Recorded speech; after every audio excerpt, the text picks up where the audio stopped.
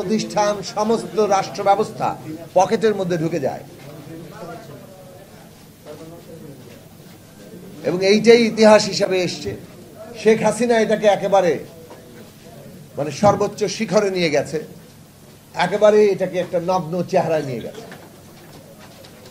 উনি রাষ্ট্র, উনি সবকিছু, উনি দেশ। এটা করে দিয়েছি, ওটা দিয়ে দিয়েছি, যেন নিজের একটা জমিদারি আছে, তালুক আছে, সেখান থেকে মানুষকে দিয়ে দিচ্ছেন, করে দিচ্ছেন। এইরকম একটা পরিস্থিতি তো আমরা দেখেছি। কিন্তু এইসব কথাবার্তা কেবল কথাবার্তায় থাকে নাই, তার শাসনটা রাখার জন্য বাংলাদেশের ইতিহাসে ভয়ঙ্করতম একটা শাসন সে জারি করেছে। কিভাবে গুম খুন হয়েছে, লক্ষ লক্ষ মামলা হয়েছে, বিরোধী দলকে নানাভাবে নির্যাতন, অপদস্থ করার তৎপরতা হয়েছে, নতুন নতুন সমস্ত কায়দা কানুন তারা আবিষ্কার করেছে। সবচেয়ে বড় ব্যাপার হচ্ছে মানুষকে বিভাজিত করে দিচ্ছে।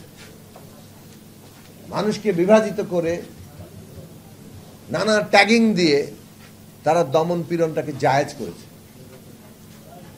এইরকম একটা শাসন সম্ভব হয়েছে কারণ যে শাসন ব্যবস্থাটা আমাদের আছে সেটা এরকম শাসনকে নানাভাবে সাহায্য করে,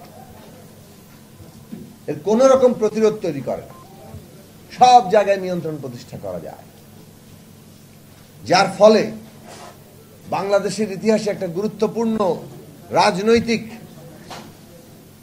একটা সময় হাজির হয়েছে যেখানে আগেকার সবগুলো আন্দোলনের চাইতে এইবারের আন্দোলন তাৎপর্যপূর্ণভাবে আলাদা হয়েছে। সেটা হচ্ছে কেবল সরকার পরিবর্তন নয়, শাসন ব্যবস্থা বদলাতে হবে। ফ্যাসিস্টের বিদায় নয়, ফ্যাসিবাদেরও বিলোপ করতে হবে। এই আওয়াজ অনেক আগেই উঠেছিল। আমাদের মতো দলের পক্ষ থেকে এটা খোলাখুলি ভাবে বলা যায়, এটা গর্ব করার বিষয় হিসেবে নয়। আমরা এই দাবি আমাদের প্রতিষ্ঠা লগ্ন থেকে করে আসছি। আমাদের দল গণসংহতি আন্দোলন যখন দল হয়ে উঠে নাই, 2002 সাল থেকে যখন আমরা কাজ করি গণসংহতি আন্দোলন নামে, আমাদের প্রাথমিক জায়গায় ছিল যে এই শাসন ব্যবস্থা একটা স্বৈরাচারী ব্যবস্থা সাংবিধানিকভাবেই। কাজে এইটাকে না বদলালে কেবলমাত্র সরকার পরিবর্তন বাংলাদেশের জনগণের জীবনে কোনো পরিবর্তন আনবে না। এমনকি নির্বাচন কেন্দ্রিক যে সংকট, এই সংকটটাও বদলাবে না। কিন্তু তখন এই কথাগুলো কোনো তেমন বড় আকারের প্রভাব বিস্তার করে নাই। 2006 সালে 7 সালে যে সংকট আসলো, তখন আমরা এই কথা বলেছি, সংবিধান যদি আমরা গণতান্ত্রিক করতে না পারি, ক্ষমতার যদি ভারসাম্য তৈরি না হয়, তাহলে নির্বাচন কেন্দ্রিক সংকট যাবে না, বরং তত্ত্বাবধায়ক ব্যবস্থা যেটা সমাধানের জন্য আনা হয়েছিল ওইটাকেও গিলে ফেলা হবে।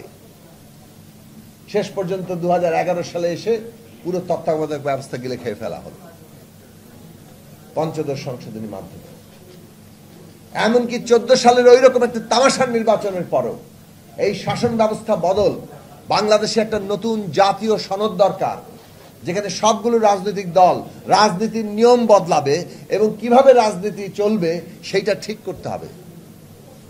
এই জন্য আমাদের এই সামাজিক রাজনৈতিক চুক্তি দরকার, না হলে আমরা এই অবস্থা থেকে বের হতে পারবো না। তখনও প্রভাব ফেলেনি।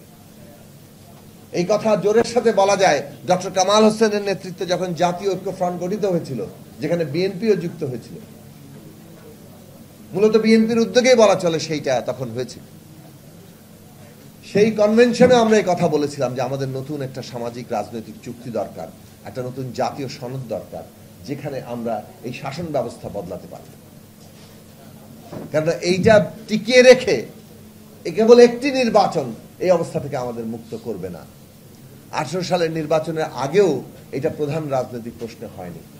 18 সালের নির্বাচনে যখন সকল রাজনৈতিক দল অংশ নিল, বাংলাদেশের ইতিহাসে সব রাজনৈতিক দল অংশ নেওয়ার পরে ওই রকম একটি রাতের ভোট ডাকাতের নির্বাচন, মধ্যরাতের নির্বাচন, এইটা আর কখনো ঘটে নাই। এই ভয়ঙ্কর চেহারা কখনো দেখা যায় নাই। প্রধান বিরোধী রাজনৈতিক দল তখন তাদের বিরাট অংশের প্রার্থীদের জামানত বাজেয়াপ্ত হচ্ছে। আসলে তো তাদের জিতার কথা। তার মানে কি পরিমাণে কেবলমাত্র ডাকাতি হয়েছে ভোট, কেবলমাত্র সিল মেরে সেগুলো ভরে দেওয়া হচ্ছে। তো এই রকম ঘটনাটা ঘটেছে। 18 সালের নির্বাচনের পরে বাংলাদেশের রাজনৈতিক সংগ্রামের সকল পক্ষের কাছে এইটা প্রতীয়মান, এটা প্রতিষ্ঠিত হয়েছে যে এই শাসন ব্যবস্থা রেখে, এই সাংবিধানিক ক্ষমতা কাঠামো বহাল রেখে আর বাংলাদেশে একটি সুষ্ঠু নির্বাচন সম্ভব না। কাজেই এখন একমাত্র পথ হচ্ছে আন্দোলন, এবং এই উপলব্ধি কিন্তু যুগপৎ আন্দোলনের সূচনা করেছে। আমরা দিনের পর দিন আলোচনা করেছি এবং এই জায়গায় সামনে নিয়ে আসা হয়েছে রাষ্ট্র ব্যবস্থাও বদলাতে হবে, সরকার কেবল বদল নয়।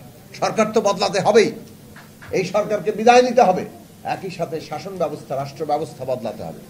যে কারণে রাষ্ট্রের গণতান্ত্রিক রূপান্তর, রাষ্ট্রের সংস্কার, রাষ্ট্র ব্যবস্থার মেরামত, এই স্লোগানগুলো এসেছে এবং এই স্লোগানগুলো থেকেই জন্ম নিয়েছে আমাদের গণতন্ত্র মঞ্চের 14 দফা, আমাদের দলের 14 দফা, বিএনপি 27 দফা, আমরা যুগপৎ আন্দোলনে এসে আমরা 31 দফা এইগুলো আমরা প্রণয়ন করেছি। এবং সেইখানের মূল কথা ছিল যে আমাদের শাসন ব্যবস্থার যে মধ্যে যে ক্ষমতার কাঠামো, যেটা স্বৈরাচারী, যেটা এক কেন্দ্রিক, সব ক্ষমতা এক ব্যক্তির হাতে, ওই ব্যক্তি যেই হোক না কেন সে পুরো রাষ্ট্রটাকে পকেটে ঢুকিয়ে জনগণের উপর ত্রাসের রাজত্ব কায়েম করতে পারে, সেইটাকে আমাদের বদলাতে হবে। ক্ষমতার ভারসাম্য তৈরি করতে হবে, যেটার মধ্যে দিয়ে কেবলমাত্র জবাবদিহি তৈরি হতে পারে। সেইটা আমরা হয়তো 24-এর 7 জানুয়ারির ওই তামাশা আমিডামি নির্বাচন, সেটা আমরা ঠেকিয়ে দিতে পারিনি, কিন্তু জনগণ সেটাকে প্রত্যাখ্যান করেছে। আমাদের আন্দোলনের কারণে আমরা দেখেছি পুরো নির্বাচনের দিন জনগণ আর ঘর থেকে বের হয় নাই, পুরো শহর ফাঁকা, কিন্তু তাকেও তারা একটা নির্বাচন বলে গায়ের জোরে জবরদস্তি করে আন্দোলনের মধ্যে স্যাবোটাজ করে, তারপরে তার দায় সহিংসতা নিজেরাই করে তার দায় বিরোধী দলের উপর চাপিয়ে তার উপর ক্র্যাকডাউন কিভাবে করেছে, এই সব কিছু আমাদের ছাত্ররা দেখেছে, এই সব কিছু আমাদের জনগণ দেখেছে। ফলে জনগণ একটা বারুদের স্তূপ হয়েছিল, প্রয়োজন ছিল একটা স্ফুলিঙ্গের। আমরা দেখেছি ইতিহাসে এটাই ঘটে, কখন যে স্ফুলিঙ্গটা আসে এবং কোন অবস্থা থেকে আসলে ওই দাবানলটা তৈরি হয়। কিন্তু দাবানল তৈরি হওয়ার জন্য একটা প্রাথমিক শর্ত হচ্ছে বারুদের স্তূপ আছে কিনা, জনগণ ওই পর্যায়ে পৌঁছেছেন কিনা। এই দীর্ঘ অপশাসন এবং বিশেষভাবে শেখ হাসিনার যে ফ্যাসিস্ট শাসন, সেইটা মানুষকে বারুদের স্তূপে পরিণত করেছে, যার ফলে আবু সাঈদ যখন 2 হাত প্রসারিত করে নিজের বুকে গুলির সামনে দাঁড়ালেন, বুকে গুলি নিয়ে নিলেন, শাহাদাতের জায়গায় চলে গেলেন, সেটা ওই স্ফুলিঙ্গ হিসাবে দাবানলটা তৈরি করেছে।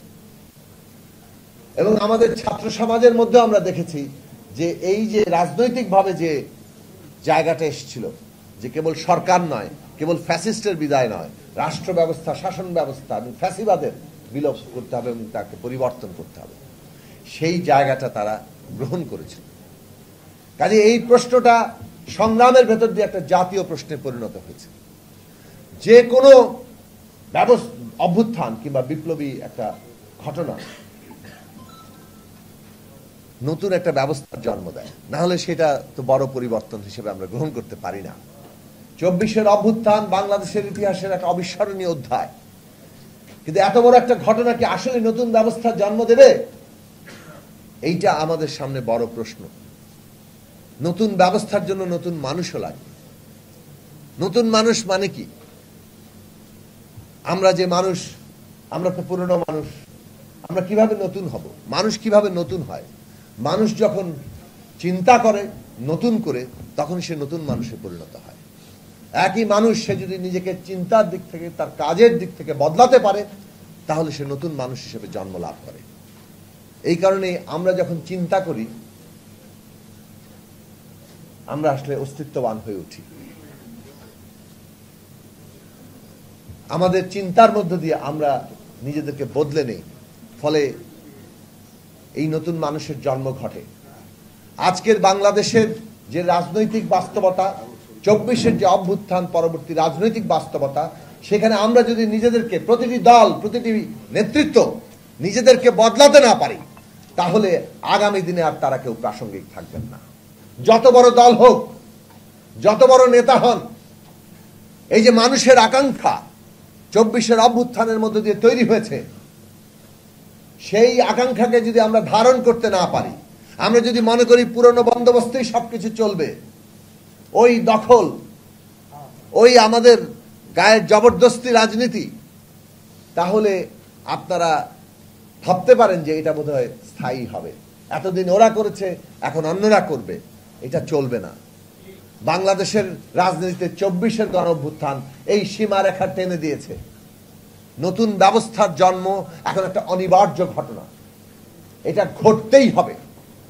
এবং এই ঘটার কারণেই বরং আমরা যারা এই ব্যবস্থার উপযোগী নিজেদের গড়ে তুলতে পারবো, নিজেদেরকে সেই অনুযায়ী তৈরি করতে পারবো, তারা এই আগামী দিনের ভবিষ্যতে প্রাসঙ্গিক থাকবেন, তারা আগামী দিনটাকে নেতৃত্ব দিতে পারবেন। কাজে সকল দলের সামনে এটা একটা বড় চ্যালেঞ্জ যে আমরা কিভাবে সেই কাজটা করব। এবং এই কাজটা করতে গেলে বিচার, সংস্কার এবং নির্বাচন, এই তিনটাকেই আমাদের গুরুত্বের সাথে নিতে হবে। কোনোটাকে কম গুরুত্ব দিলে আমরা পথভ্রষ্ট হব। অনেকে এই নির্বাচনকে একমাত্র গণতন্ত্র মনে করছেন, তারা বিচার এবং সংস্কারকে অবহেলা করেন, সেটা আমাদেরকে ভুল পথে নেবে। আবার অনেকে বিচার এবং সংস্কারকে নির্বাচনের মুখোমুখি দাঁড় করিয়েছেন, সেটা আমাদেরকে একটা বিপজ্জনক খাদে নিয়ে ঠেকাবে। এই জায়গাটা আমাদের উপলব্ধি করা দরকার। বিচার আমাদের দরকার, কারণ না রাষ্ট্র মানেই ন্যায় বিচারের সাথে যুক্ত। যে রাষ্ট্র ন্যায় বিচার দিতে পারে না, সেই রাষ্ট্র টেকে না। শেখ হাসিনার রাষ্ট্র গুম খুনের রাষ্ট্র হয়ে উঠেছিল, সেই কারণে সেই রাষ্ট্র টেকে নাই, ভেঙে পড়েছে। কিভাবে দেখেন নাই?